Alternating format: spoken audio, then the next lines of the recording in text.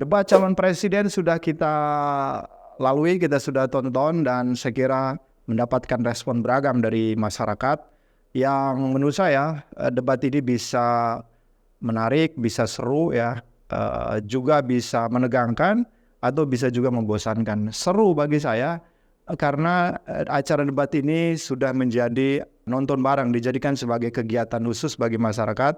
Nobar, nonton bareng yang ada di kafe, yang ada di masyarakat, kemudian dia bareng-bareng. Dan yang menarik adalah di situ serunya adalah ada dari masing-masing dukungan dari capres ketiganya itu ada hadir di situ. Dan itu saya kira menambah suasana yang menarik dalam hasanah perbedaan saya kira di Indonesia. Yang menegangkan tentunya adalah bagi tim sesnya. Kita tahu bahwa mereka akan nunggu hasil yang nanti akan dinilai-nilai entah oleh siapa, oleh masyarakat, oleh media dan lain sebagainya, siapa pemenang debat dari ketiga pasangan itu.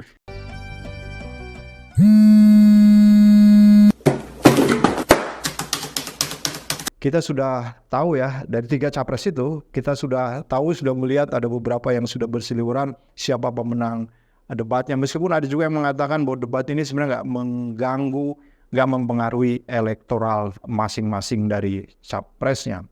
Kemudian membosankan, nah ini saya kira juga ada pandangan membosankan. Membosankan karena ya orangnya itu aja sudah bisa ketebak cara gaya bicaranya, kemudian intonasinya, gimmicknya, dan lain sebagainya.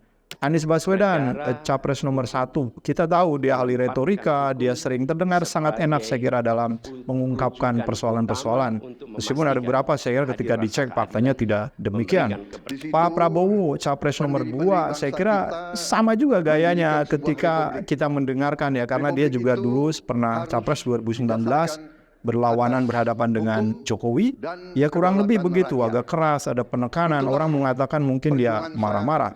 Kemudian Pak Ganjar, capres nomor 3, juga kita pernah mendengarkan pidato-pidatonya yang berseliweran saya kira di wall sosial media kita, gayanya ya seperti itu. Ada yang mengatakan dia seperti motivator, pernyataan-pernyataan dia di debat itu. Nah itu yang kemudian menurut orang membosankan. Selain juga panelisnya itu dia tidak bertanya, dia hanya menyusun pertanyaan, kemudian pertanyaannya disusun, lalu pertanyaan itu ditanyakan oleh moderator. Ikan aneh banget ya, ini orang-orang pinter yang diundang sebagai panelis, dia kemudian duduk, ya sudah diperkenalkan, kemudian yang dibacakan oleh moderatornya. Tetapi dari itu semua ada yang menurut saya menarik. Apa? Menariknya sebenarnya ini basi pertanyaan, tapi selalu diungkap, selalu diulang, dan itu menyasar ke Pak Prabowo. Apa pertanyaannya? Soal pelanggaran HAM yang itu diduga pelakunya adalah yang selalu dijadikan target adalah Pak Prabowo, terutama peristiwa 98 yang menjadi dia momok terus dipersalahkan. Ini menurut saya kasihan banget karena bayangkan Pak Prabowo setiap kali mencalonkan diri, saya kira sejak berpasangan Bu Mega, pertanyaan-pertanyaan itu selalu menghantuinya, selalu menyasar dia, meskipun dia sudah menjawab saat Pak Ganjar waktu itu di debat kemarin itu bertanya soal itu.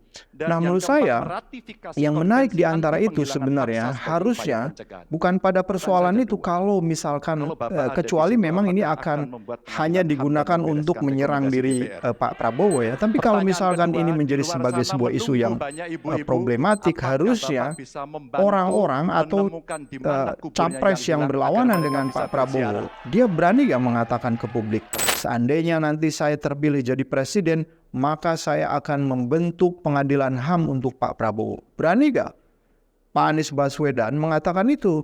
Jadi dia berjanji ketika dia seandainya menjadi terpilih jadi presiden. Juga Ganjar Pranowo, saya kira tidak akan berani. Nah ini saya kira masyarakat publik bisa melihat mana yang kira-kira bahwa itu real yang akan diperjuangkan atau hanya sebagai hal-hal yang sebenarnya hanya menyerang lawannya. Saya kira itu juga berlaku di pasangan-pasangan yang lain. Pak Prabowo mungkin juga menyerang Pak Anies, Pak Prabowo menyerang Pak Ganjar dan lain sebagainya. Tetapi yang saya ingin katakan bahwa ini terus berulang soal isu-isu pelanggaran HAM itu. Jadi coba buat janji, coba deklarasikan ke publik, Pak Anies, Pak Ganjar, seandainya saya terpilih menjadi presiden, maka saya akan bikin pengadilan HAM untuk Pak Prabowo. Itu saja catatannya.